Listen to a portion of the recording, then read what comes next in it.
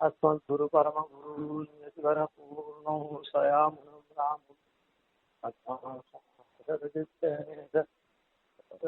रामपतिं वन्दे वन्दे वृन्दावनचरम् वल्लवी जनवल्लभं जयन्ती सम्पवतां स्वयं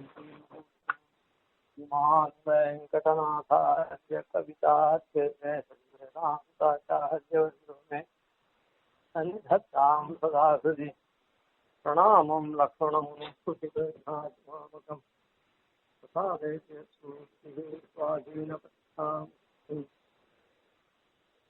सकलविद्यावाहिनी जन्मशैलः जनिपतपरिवृत्तिशान्तदिशान्तशाची निखिलकुमतिमाया सरस्वती बालसूर्यः निगमगलधिवेलाः पूर्णचन्द्रो यतीन्द्रः பாஷ்யக்காரனுடைய சூக்தியினுடைய பெருமையை சொன்னார். அதுக்கு முன்ன ரகசியத்திரயங்களுடைய நிஷ்டராக இருக்கா அப்படின்னு, அப்படி இருக்கிறதுக்கு அவருடைய கிரந்தங்களுடைய தீர்மையை ஆகர்ஷணானி நிகமாந்த சரஸ்வதி நாம் அப்படின்ற ஸ்லோகத்துல சொன்னார். அதுக்கப்புறம் இப்படிலாம் தன்னிஷ்டராக இருந்து அதற்கு உண்டானபடிக்கு அவருடைய கிரந்தங்களுடைய சீர்மை அந்த இடத்துல இருக்க அந்த சீர்மையை அவர் இருக்கிறதுக்கு ஞானம், அந்த ஞானம் அவருடைய கிரந்தம் மூலமா தெரியுது. ஆனா அப்படி கிரந்தத்தை இயக்கக்கூடிய தன்மைக்கு அனுஷ்டானம் வேணுங்கிறதுனால சீத ஸ்வபாவ சுபகானுபவன் அப்படின்ற ஸ்லோகத்துல அப்படியே அந்த எப்படி ஆகர்ஷணா நிகமான் சரஸ்வதினாம் மூலே மகதான் நிகமத்மானாம் இப்படின்ற இதுல எப்படி கிரமமா சொன்னாரோ கிரமேண அதே கிரமத்துல இங்கேயே சீத ஸ்வபாவ சுபகானுபவன் தோஷாவது நீதோன்னு ரோஷா அப்படின்லாம் சாதித்தார். இப்படி அனுஷ்டானமும் ஞானமும் ஒருங்க பெற்றவர். இதனுடைய கிரந்தங்கள் இப்படி இருக்குதே, வேத வாக்குகள்லாம் தன்வயப்படுத்துறதாகவும் நம்முடைய பவ சஞ்சலத்தை பவசஞ்சலம் இல்லை,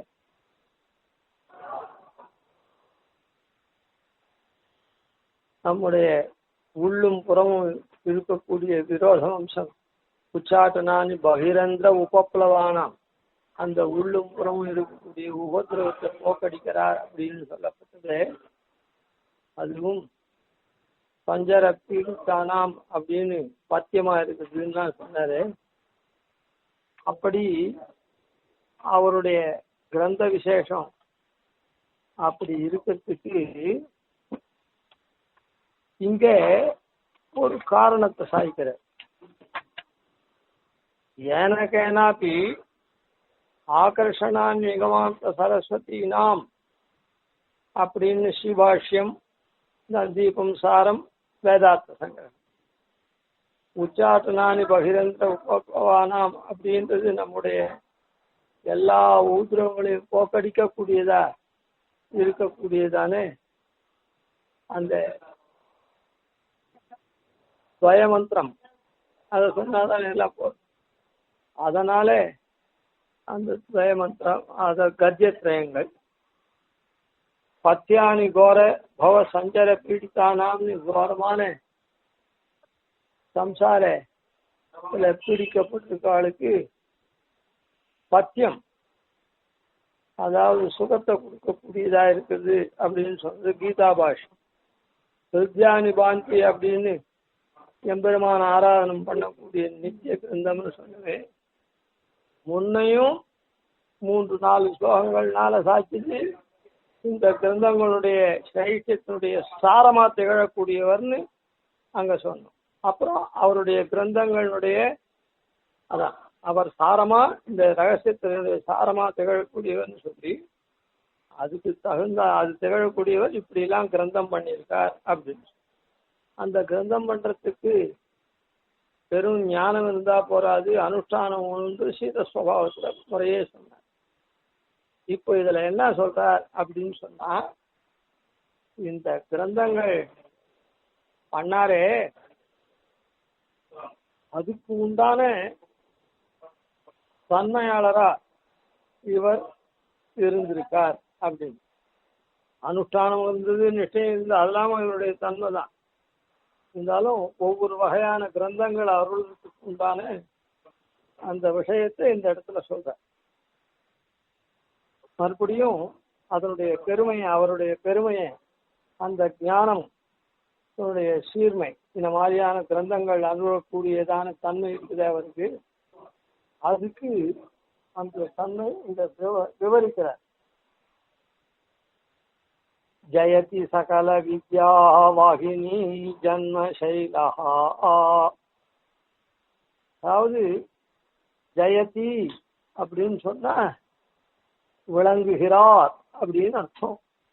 இந்த விளங்குகிறார்னா பிரகாசமா அவர் ஜெயம் அடைகிறார், வெற்றி அடைகிறார். எப்படி விளங்குறது அப்படின்னா லோகத்துல பிரசித்தமா விளங்குறார் அப்படின்னு அர்த்தம்.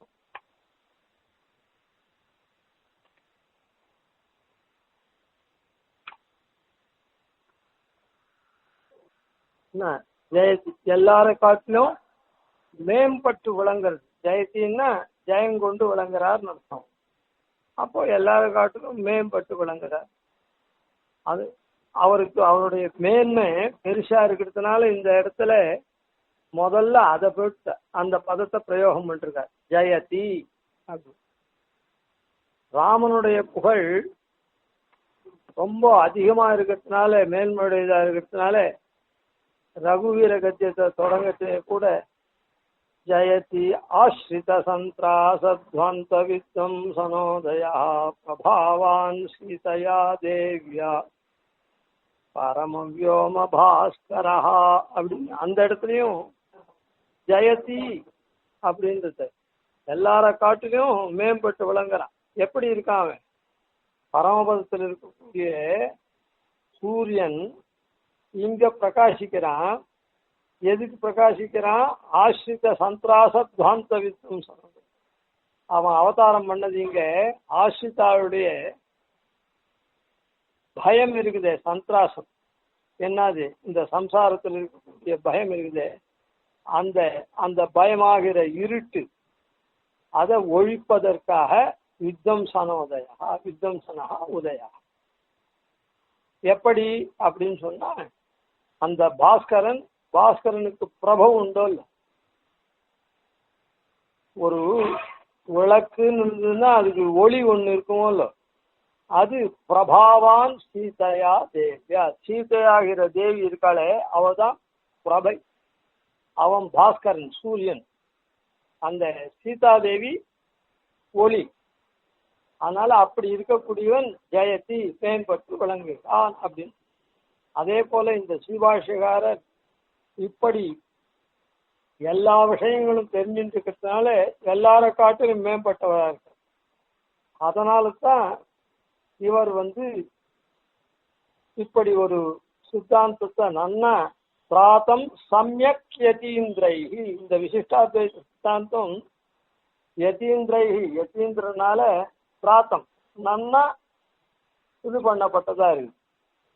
சம்யக்கா நன்றா காப்பாற்றப்பட்டதா இருக்குது. அப்படி நன்றா காப்பாற்றப்படுறதுன்னா என்னன்னா, நமக்கு தேவையான அளவுல அப்படியே 4 விதமான கிரந்தங்களை பண்ணிருக்க, 9 கிரந்தங்கள். அதனால சகல வித்யா வாகினி ஜன்மசைலா.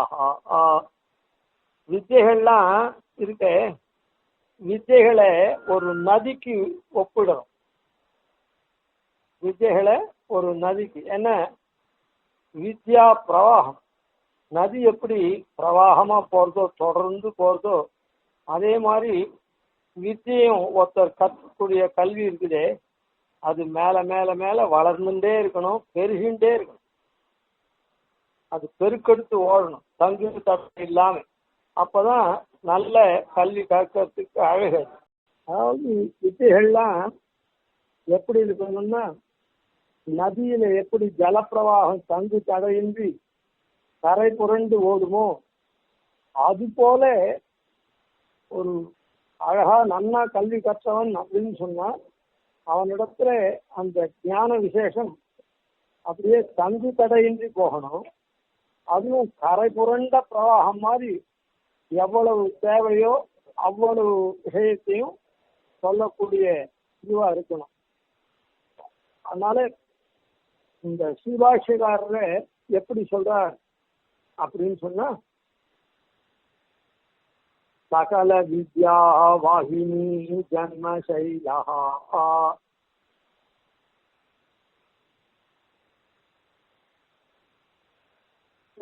அதாவது எல்லா வித்யைகளுக்கும் வித்யை, அந்த வித்யை எப்படி வாகினி நதிகள் போல இவரிடத்துல இருக்கு. ஏதோ அவர்கிட்ட போனா திட்டமா சொல்லுவார் அவர் அப்படின்னு இல்லை. இவரிடத்துல நதி எப்படி இருக்குது, சகல வித்தியாக நதிகளுக்கு இவர் உறைவிடமா இருக்கார், இருப்பிடம் போன்று இருக்கார். நதிகள்லாம் எங்க உற்பத்தி ஆகும் அப்படின்னு சொன்னா மலையில உற்பத்தி ஆகும். எல்லா நதியும் உற்பத்தி ஸ்தானம் எது அப்படின்னு சொன்னா மலைதான். அதே மாதிரி இந்த வித்தியைகள்லாம் இருக்குது, சகல வித்தியைகள், அதுக்கெல்லாம் ஸ்ரீபாஷ்யக்காரர் உற்பத்தி ஸ்தானமாகிற பர்வதம் போல மலை போல இருக்கக்கூடிய. ஏற்கனவே நாம சொன்னோம் ஸ்ரீபாஷ்யக்காரருடைய ஞானம் எப்படி அப்படின்னு சொன்னா, சொல்லார் தமிழொரு மூன்றும் துருவிகள் நான்கும் எல்லையில்லா அறநெறி யாவும் தெரிந்தவன் அப்படின்னு அமுதனார் சாய்த்திருக்கார். அதனால சொற்கள்லாம் நிறைந்ததா இருக்கக்கூடிய இயலிசை நாடகம் அப்படின்னு சொல்லக்கூடிய 3 தமிழ்களுடைய சேர்ந்து இருக்கக்கூடிய அந்த திருவாய்மொழியில, அந்த திருவாய்மொழி இவருக்கு அந்த சாஸ்திரத்துல இவர் வல்லவர். அதாவது 4000 திருவாய்மொழி மாத்திரம் இல்லை, இயற்பா இசைப்பான்னு இருக்கு. அதனால 4000 ஆழ்வார் சீசியில அவர் மக்னராகி இருக்கக்கூடிய சொல்லார் தமிழொரு மூன்று.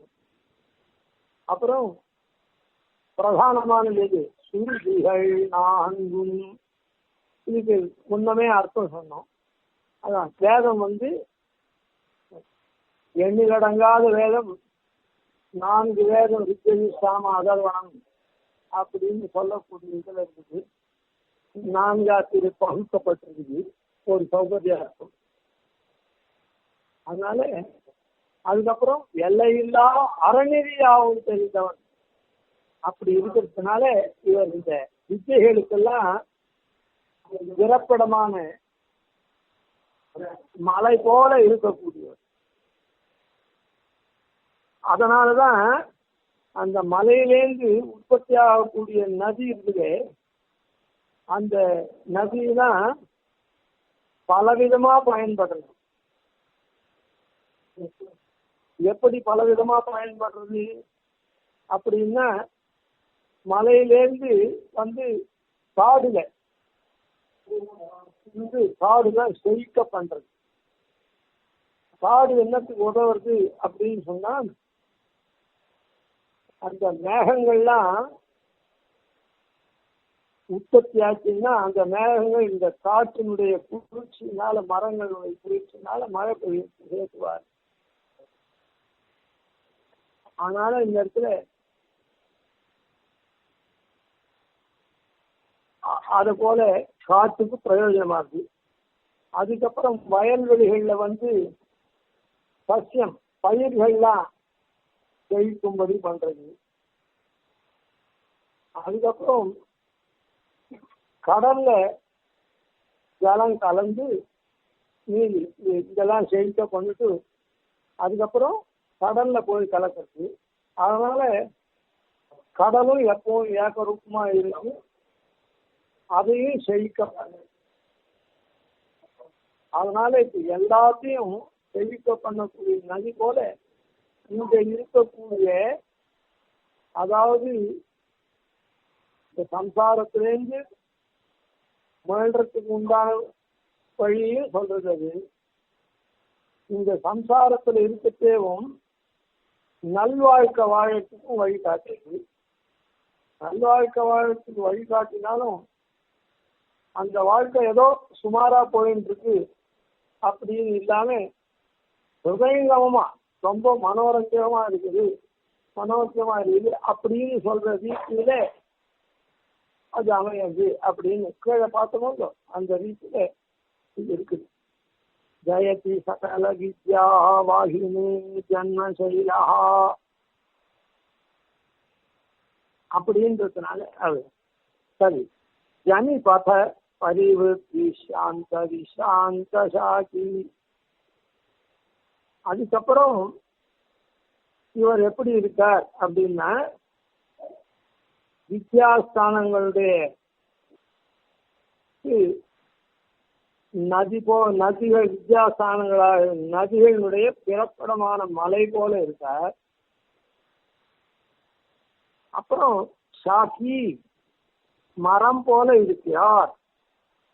விஸ்ராந்தி சாக்கி, அதாவது சமத்தை போக்கடிக்கிறது. வெயில்ல ஒருத்தர் சஞ்சாரம் பண்றான் போகிறான்னா நடுவுல ஒரு மரம் இருந்ததுன்னா பெரிய மரம், அந்த மரத்தின் கீழே அந்த பாப்பம் தீர மேலே இவன் போறதுக்கு வெயில்னால சுத்தரிக்கிட்டே தன்னுடைய தாபமெல்லாம் தீர்ந்து வந்த களைப்பெல்லாம் போய் புத்துணர்வு தரத்துக்கு மர நிழல் அவனை அந்த சமத்தெல்லாம் போக்கடிக்குது. அதை போல இருக்கார். எந்த மார்க்கத்துல போறவனுக்கு அப்படின்னா, நம்ம சாதாரண ரோட்ல போறவனுக்கு ஒரு மர நிழல்னு சொன்னோம்.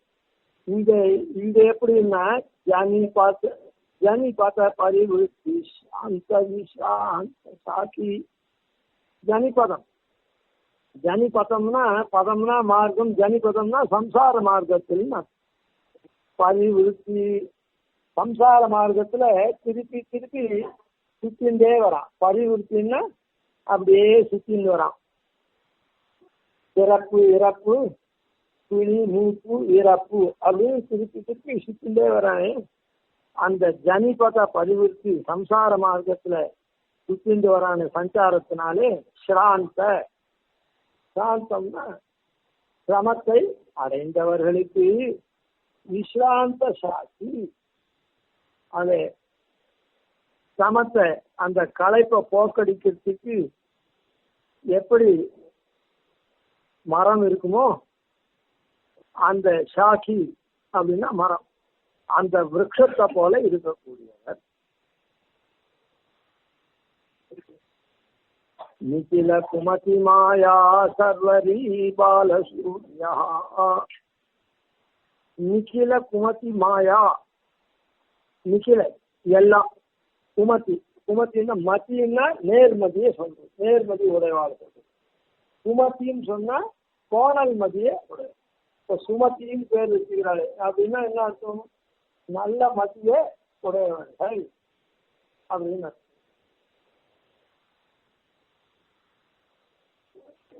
நல்ல மதிய உடையவர்கள் அப்படின்னு.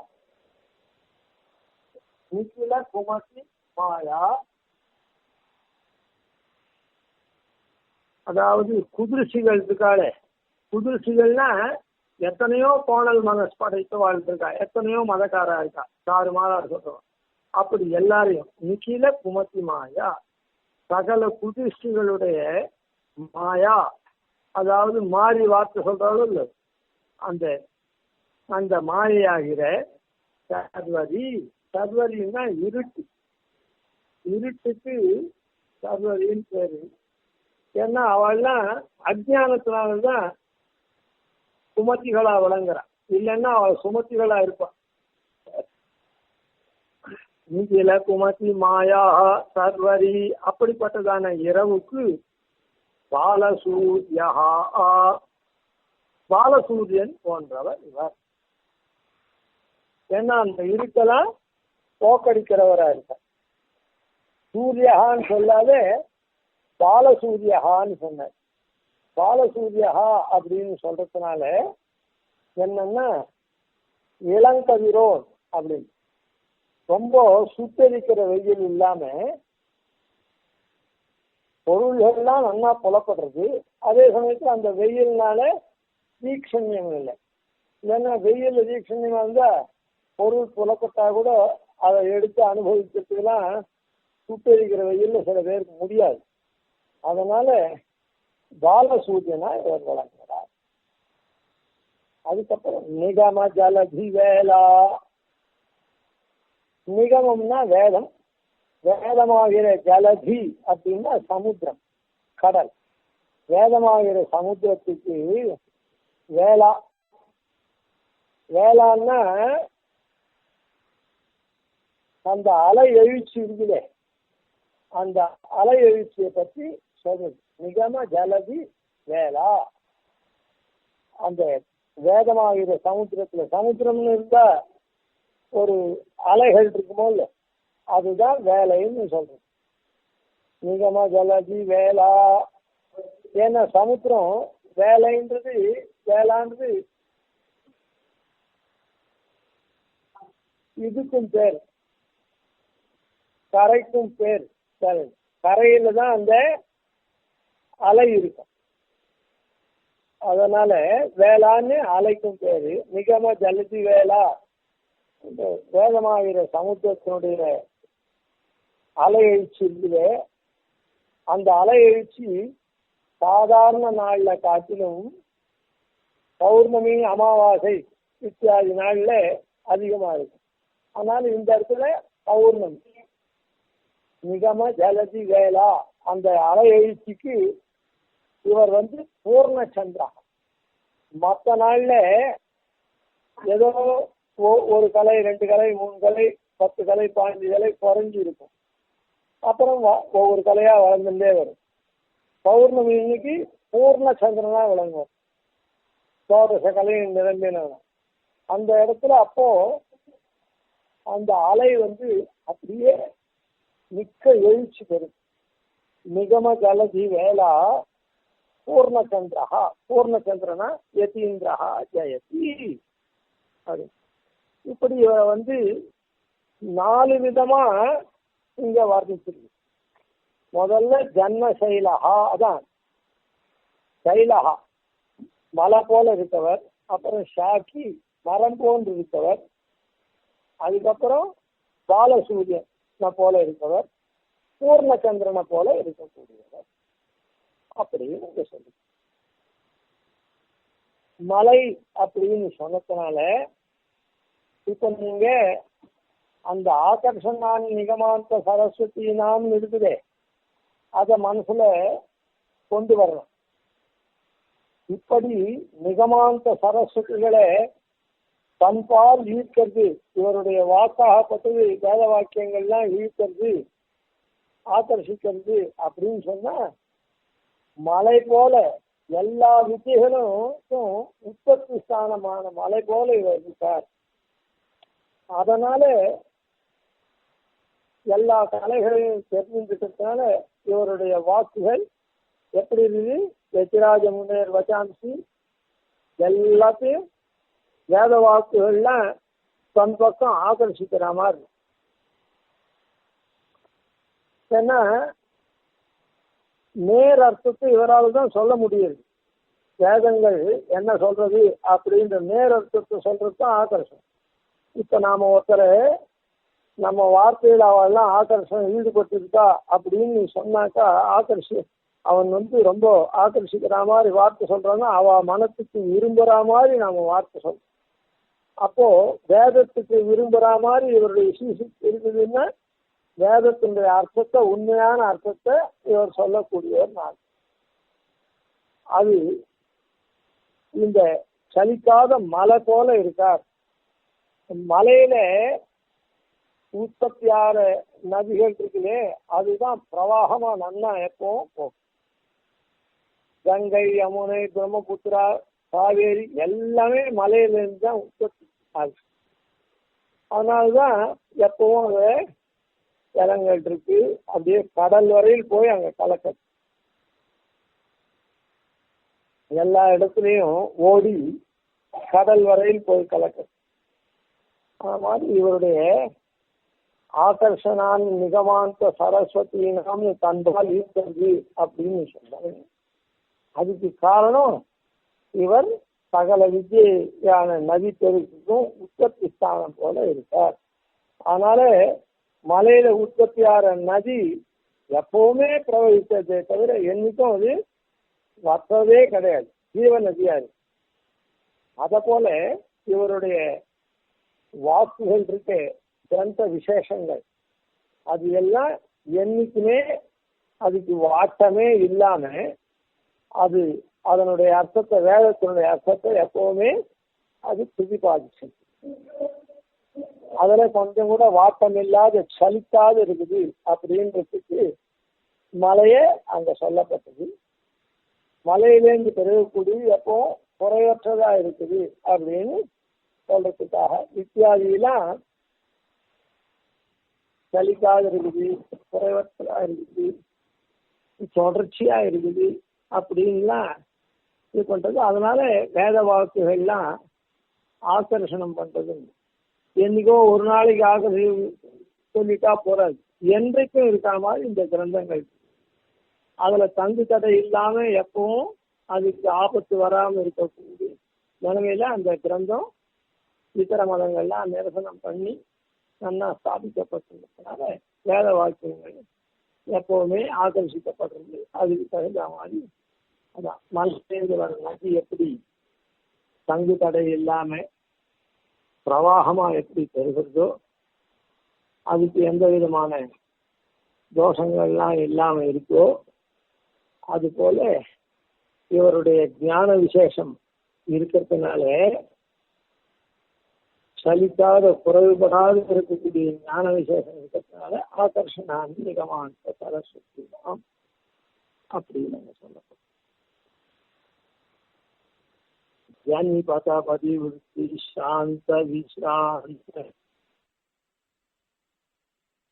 சம்சார மார்க்கத்துல பரிவிருத்தி திருப்பி திருப்பி பரிபிரமணம் பண்ணிடுறாள், சுத்தி சுத்தி வந்துருக்காளே அவளுடைய விஸ்ராந்தி, அதனால சமத்தை அடைந்தவாளுக்கு அந்த சமத்தை போக்கடிக்கக்கூடிய விஸ்ராந்தி சாந்தி மரம் போல இவர்த்தார்.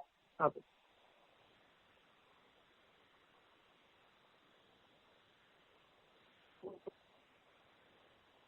அப்படின்னா என்ன அர்த்தம்? ரெண்டாவது பாதத்துல அங்க என்ன சொல்லுது?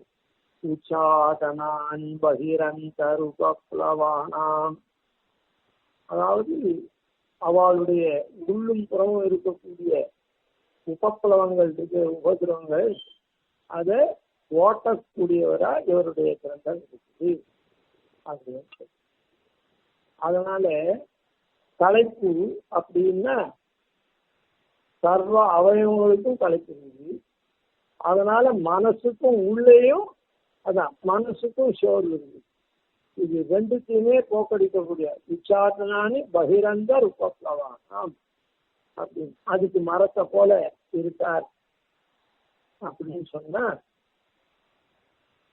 அதான் இவர் இது பண்ணி வைக்கிறதுனால சரணாகதிக்கா பண்ணி வைக்கிறதுனால கத்தியத்திரயம் மூலமா சரணாகதி பண்ணி வைக்கிறதுனால நம்முடைய தலைப்பெல்லாம் தேர்றது. அதாவது அந்த சம்சாரத்துல இழந்திருந்தனே அதனால ஏற்பட்ட சமத்தெல்லாம் போக்கடிக்கக்கூடிய, அதனால என்ன திருப்பி சம்சாரமே வராதபடி இவர் அந்த கலைப்பை போக்கடிக்கக்கூடியவராக இருக்கக்கூடிய மரம் போல இருக்கிறார். நிகில குமதி மாயா சர்வதி பாலசூர்யா, நிகில குமதி மாயா நம்மோட கூட இந்த லோகத்துல எல்லாருமா வேதாந்தியா இருக்கா? இல்லை. அதனால குமத்திகள் இருக்காளே, குதிர்ச்சிகள், வேத பாக்கியர்கள், வேத குதிர்ச்சிகள், இப்படி இருக்கு எல்லாரும் அவருடைய மாயை. அவெல்லாம் என்ன அஜ்ஞானத்தினாலே தானே அப்படி சொல்ற, அவ மாத்திக்கிறான். ஆனா அந்த மாயாயிரம் அந்த ஈட்டிக்கு பாலசூரியன் போல விளங்குகிறார் அப்படின்னு சொன்ன அந்த மதத்துல நன்னா நமக்கு புலப்படுத்துறவரா இருக்க. எதனால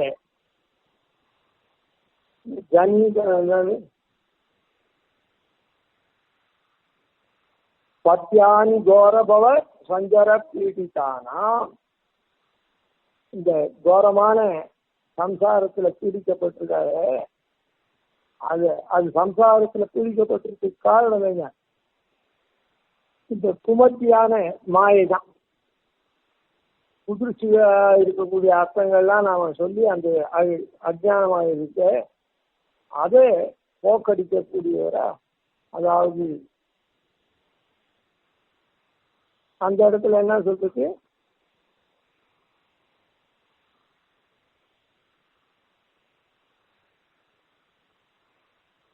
பத்தியானி கோர பவசஞ்சர பீடித்தானா, இந்த அஜ்ஞானத்தினால்தானே இந்த கோரமான இது வந்துருக்குது. அதுல பீடிக்கப்பட்டவர்களுக்கு பத்தியமா இருக்குது அப்படின்றதுனால எப்படி பாலசூரியன் போல பொருள்லாம் நன்னா புலப்படுத்துறதுனால அதன்படி நடக்கக்கூடிய நாம் மாறும். அதனால அந்த பொருள்களை புலப்படுத்தக்கூடிய பாலசூரியன் போல இருக்கார். நமக்கு பொருள்களை புலப்படுத்தினா எந்த பொருளை எப்படி உபயோகப்படுத்தணும் அப்படி உபயோகப்படுத்துறது தான் பட்சம் நல்லது. அதுக்கப்புறம் நிகம ஜலதி வேலா பூர்ணச்சந்திரம் எப்படின்றாஹா, பூர்ணச்சந்திரனா இருக்கார் அப்படின்னு சொன்னேன். பூர்ணச்சந்திரனை பார்த்தா அந்த காலத்துலதான் கடல் பொங்கி எழும். அதை போல எம்பெருமான நாம ஆராதனம் பண்ணா நம்ம உள்ள எழுச்சி, உள்ள அப்படியே எழுச்சியா இருக்கு. உள்ள எழுச்சியா இருக்குன்னா பிரதயங்கமா இருக்கு. அதனால ஹிருத்யானி பாந்தி அப்படின்னு அங்க சொன்னாரு. அதனால உள்ள ரொம்ப பிரகாசிக்கிறது, எழுச்சியா இருக்கு. அதான் பூர்ணச்சந்திரனை பார்த்தா எப்படி கடல்லாம் பொங்குமோ அது போல நம்முடைய உள்ளம் அப்படியே துள்ளி எழறதுக்கு அந்த பகவத் ஹிருத்யானி பாந்தி பகவத் ஆராதனத்தை காண்பித்தாரு. அதனால அது நமக்கு ஹிருதயங்கமா இருக்கு. இதனுடைய விரிவை இன்னும் கொஞ்சம் நாளைக்கு அடுத்து கவிதார்க்கே சிம்மாய கல்யாண குணசாலினே வேதாந்த குரவே நமः ஸ்ரீரங்கபூர்வசர்விசான பதாஸ்ரீம் ஸ்ரீவத்சம் வந்தே ஸ்ரீ சர்வேசிகம்